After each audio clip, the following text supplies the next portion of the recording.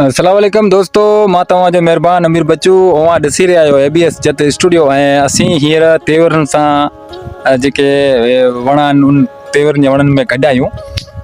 जेके असांजा दोस्त खाराई उठण वारा आहिनि उहा ई वीडियो ॾिसंदा त तमामु उन दोस्तनि खे मज़ो ईंदो। असांखे मज़ो ईंदो आहे त उन दोस्तनि खे पिणु मज़ो ईंदो आहे। त कीअं आहियो, ख़ुशि आहियो, ठीकु ठाकु आहियो? उमेदु कयूं पिया बिल्कुलु ख़ुशि हूंदा।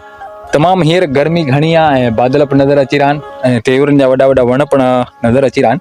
त मूंखे त तमामु मज़ो ईंदो आहे जॾहिं दरिया वारे इन इलाइक़े में ईंदो आहियां।